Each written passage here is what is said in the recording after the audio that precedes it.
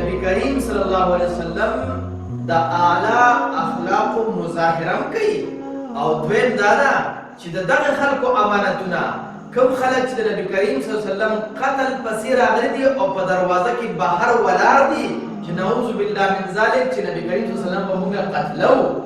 خو د هغوی امانتونه نبی کریم صلی الله علیه وسلم ضایع کوي نه. د دې نه دا ثابته شوه چې د معاشرې کې یو غټ لیډر وي په هغې کې یو خصوصیت په نورو خصوصیاتو نه علاوه دا هم پکار دی چې هغه به امانتدار وي، هغه به صادق وي، هغه به امین وي، رښتونی ویونکی به وي او د خلکو د امانتونو ساتندونکی به وي. نو نبی کریم صلی الله علیه و آله وسلم سره چې کوم امانتونه ایښودل شوي وو په سبا چې به نبی کریم صلی الله علیه وسلم هجرت کوي نو د دغې شپې نه د قریش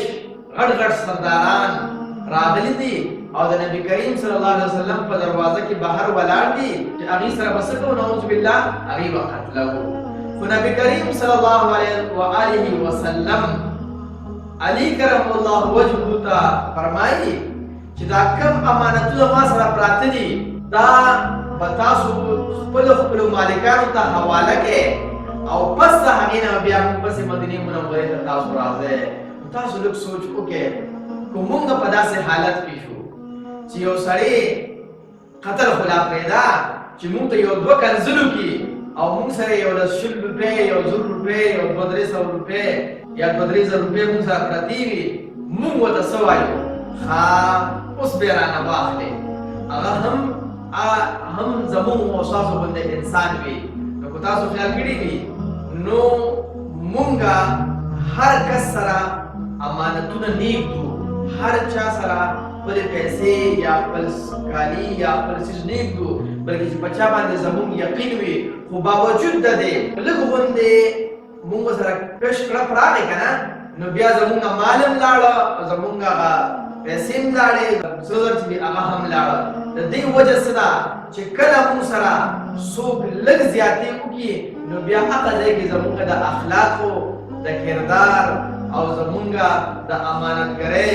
هغه امتحان راشي او هغې کې بیا زموږ اکثر خپې وپوهېږي. نو د دې نه دا ثابته شوه خو چېرې تاسو غواړئ چې تاسو معاشره کې ډېر غټ کار وکړئ یا تاسو معاشرې دپاره کار وکړئ، خپل خاندان دپاره کار وکړئ، خپل قام دپاره کار وکړئ، نو لومړی دا خصوصیت ضروري دی چې موږ او تاسو دې امانتګر یو. نو نبی کریم صلی الله علیه و آله وسلم کله چې به قریش د مکې به نبی کریم صلی الله علیه و آله وسلم ته دروغجن او جادوګر وې نبی کریم صلی الله علیه وسلم به د دوی په خبره ډېر زیات خفه کېده. الله رب العزت نبی کریم صلی الله علیه و آله وسلم ته په سوره انعام کې تسلی ورکړي. هغه تسلی څه ده؟ هغه تسلی دا ده قد نعلم انه لیحزنک الذي یقولون. الله رب العزت فرمایي چې بېشکه موږ ته پته ده چې دا کفار او دا قریش د مکې تاسو ته څه وایي، تاسو هغه خبره غمجن کوي او پریشانه کوي. هغه خبره څه ده؟ فانهم لا یکذبونک، دوی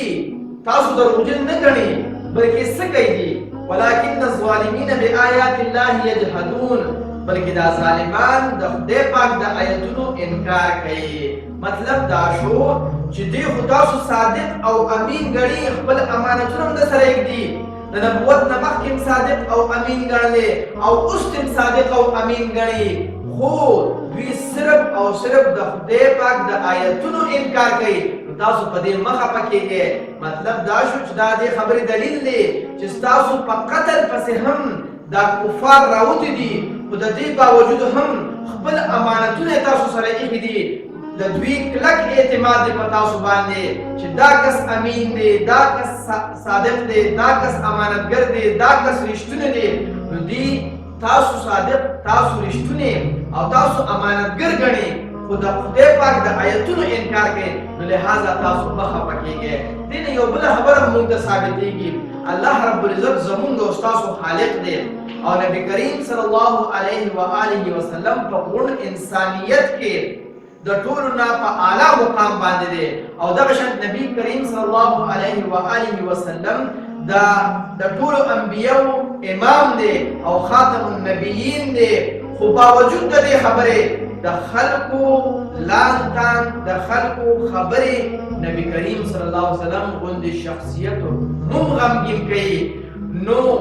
د دې نه دا اندازه لګي خو ما تاسو په خپل مشر پسې خبرې کوو، خپل لیډر پسې خبرې کوو، خپل امام پسې خبرې کوو، خپل عالم پسې خبرې کوو او د خپل کور علاقې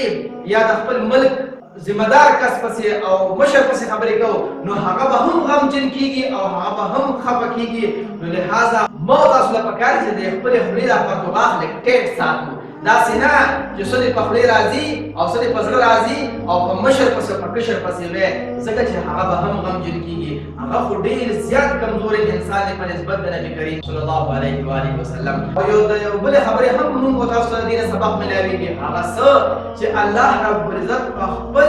شان مطابق نبی کریم صلی الله علیه و آله وسلم ته تسلی ورکوي. نو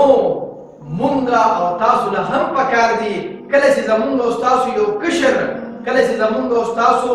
یو پیروکار او فالوور سکار کوي او هغه کله غمجن شي د خلکو په خبرو سره، نو پکار دي چې مونږ او تاسو هغې له تسلي ورکړو. نو دا تسلي هم هغه له حوصله ورکوي او هغه به مخ په وړاندې باندې ځي.